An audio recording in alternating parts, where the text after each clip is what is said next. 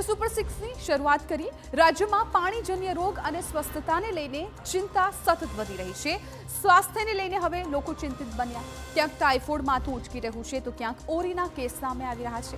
બીજી તરફ ગટરમાં ભંગાણ, દૂષિત પાણી, ગંદકી અને બેફામ ખાદ્ય વેપારથી પરિસ્થિતિ વધુ ગંભીર બનતી જઈ રહી છે।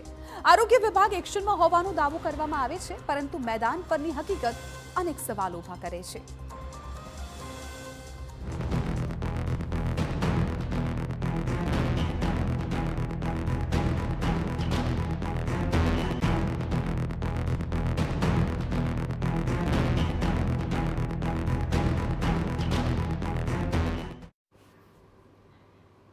પાણી જેને જીવનનો આધાર માનવામાં આવે છે, એ જ પાણી આજે રાજ્ય માટે સૌથી મોટો ખતરો બની રહ્યું છે।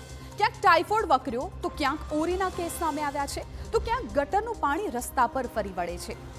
ગાંધીનગરમાં ટાઇફોઇડના વધતા કેસ તંત્રની ઊંઘ ઉડાવી રહ્યું છે, તો અમદાવાદમાં દૂષિત પાણી અને અખાદ્ય ખોરાક લોકોના સ્વાસ્થ્ય પર સીધો હુમલો કરી રહ્યું છે।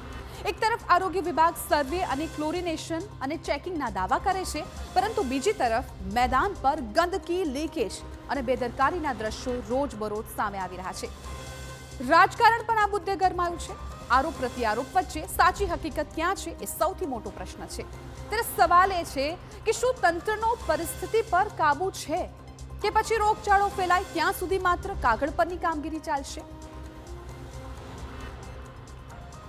ગાંધીનગરમાં ટાઇફોઇડના વધુ 9 કેસ સામે આવતા કુલ કેસની સંખ્યા 144 પર પહોંચી ગઈ, જેમાંથી 84 દર્દીઓ હાલ સિવિલ હોસ્પિટલમાં સારવાર હેઠળ છે, જ્યારે 61 દર્દીઓને રજા આપી દેવામાં આવી। સેક્ટર 24, 26 અને 28 અને દાંતીવાડા વિસ્તારમાં 85 ટીમો દ્વારા સર્વે હાથ ધરાયો છે।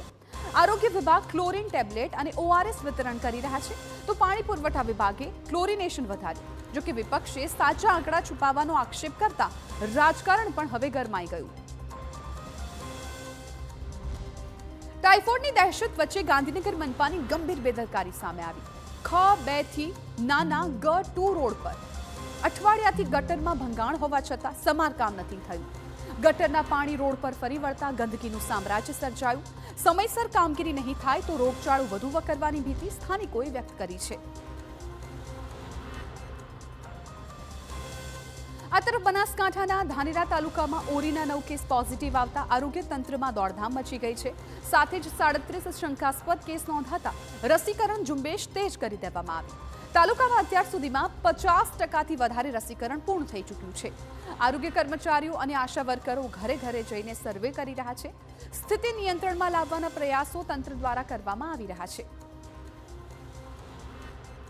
મહિનામાં 37 એવા શંકાસ્પદ કેસ નીકળ્યા છે, જેને આપણે કદાચ ઓરીની શક્યતા થાય તો આપણે આ તમામ 37ના સેમ્પલ લેવામાં આવ્યા છે અને સેમ્પલ આપણે મોકલ્યા છે। તે પૈકીના 9 સેમ્પલ પોઝિટિવ આવેલા છે અને વધારેમાં વધારે સર્વેલન્સ થાય, વધારેમાં વધારે શંકાસ્પદ શોધાય અને એમને આપણે સેમ્પલ મોકલીએ, જેથી કરીને આપણે કદાચ કોઈને મિઝલ્સનો કેસ અથવા ઓરી જેને કહેવાય આ હોય તો વહેલી તકે એનું નિદાન થાય અને કોઈ કોમ્પ્લિકેશન ના થાય, કોઈ મરણ ના થાય ને આપણે આ કામગીરી અત્યારે ચાલી રહી છે।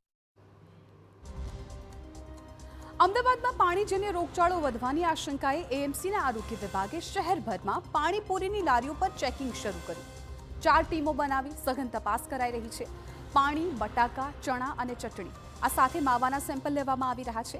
લોકોના સ્વાસ્થ્ય સાથે ચેડા ન થાય તે માટે કાર્યવાહી કરવામાં આવી રહી છે। મ્યુનિસિપલ કોર્પોરેશન દ્વારા હેલ્થ ડિપાર્ટમેન્ટ દ્વારા વોટરબોર્ન ડિસીઝના કર્મચારીઓથી લઈને હેલ્થના તમામ કર્મચારીઓ પકોડીની લારી ઉપર જઈને અમે હરેક ક્લોરીનની ગોળી 20 લીટર પાણીમાં એક ક્લોરીનની ગોળી 20 લીટર પાણીમાં એક ગોળી એમને સમજાવીને હર 10 દિવસે 15 દિવસે એમને આપી જઈએ છીએ। એમને એમની લારી પર આવીને એ મિક્સ કરીને ઘરેથી મિક્સ કરીને લાવીને જ બધાને પ્રોવાઈડ કરે ક્લોરીનની ગોળી। ક્લોરીનના ગોળીથી શુદ્ધિકરણ થાય એના માટે। આ તરફ અમદાવાદમાં હેલ્થ વિભાગે ફરસાણની દુકાનોમાં ઓચિંતી તપાસ હાથ ધરી હતી। એકાએક તેલમાં વારંવાર વસ્તુ તળાતી હોવાનું સામે આવ્યું છે। લાઈવ વેફરના સ્ટોલ પર ગંદકી જોવા મળી। તપાસ દરમિયાન તેલમાં ટીપીસીનું પ્રમાણ મર્યાદા 24ના બદલે 105 સુધી પહોંચ્યું, જે સ્વાસ્થ્ય માટે અત્યંત જોખમી છે। કાર્યવાહીથી વેપારીઓમાં અત્યારે ફફડાટ જોવા મળી રહ્યો છે। ખાસ કરીને પાણીપુરીની લારીઓ ઉપર ખાણીપીણીની જે બીજી લારીઓ છે જે ચટણીને બધું બનાવતા હોય અને વેચતા હોય એની સામે કાર્યવાહી કરવામાં આવી રહી છે. અત્યારે હાલમાં ઝાડા ઉલટીના, કોલેરા, કમળાના કેસો વધારે પ્રમાણમાં આવી રહ્યા છે, જેની તકેદારી રૂપે આ કાર્યવાહી કરવામાં આવી રહી છે. સાથે સાથે જે લાઈવ વેફર્સ તરતા હોય, ફરસાણ તરતા હોય એકના એક તેલમાં, એનું પણ જોડે જોડે ચેકિંગ કરી રહ્યા છીએ અમે. તો હવે દૂષિત પાણી મુદ્દે રાજકારણ ગરમાયું છે. કોંગ્રેસે અનેક વિસ્તારોમાં ગંદુ પાણી આવતું હોવાનો આરોપ કર્યો, જ્યારે શાસક પક્ષે આક્ષેપોને નકાર્યા. આ વચ્ચે TV9ની ટીમ રિયાલિટી ચેક કરવા માટે નીકળી. લાંભાના આંબેડકરનગર વોર્ડ સહિત ગાયત્રીનગર, આશીર્વાદનગર, ચામુંડાનગર, શિવશક્તિનગર અને શાહવાડી ગામમાં જે દ્રશ્યો સામે આવ્યા એ પાણી છે કે નહીં તે સવાલ ઊભો કરે છે. છોકરાઓ બીમાર પડે, બીમાર થાય, બધું થાય એવું. ઓકે, તો કોર્પોરેટર કેવું કોઈ આવતા નથી જોવા માટે પાણી કેવું? ના. કેમ એમને રજૂઆતો કરી? તમે શું હા, કહે છે? કેટલી વખત અરજીઓ મૂકી, તો શું કહે છે? કોઈને આવશું એ કહે છે, મોકલીશું. અહીં કેટલાક સવાલ ચોક્કસથી ઊભા થઈ રહ્યા છે. જ્યારે કેસ વધતા જ જાય છે ત્યારે તંત્ર પરિસ્થિતિ કાબૂમાં હોવાનો દાવો કેવી રીતે કરી શકે?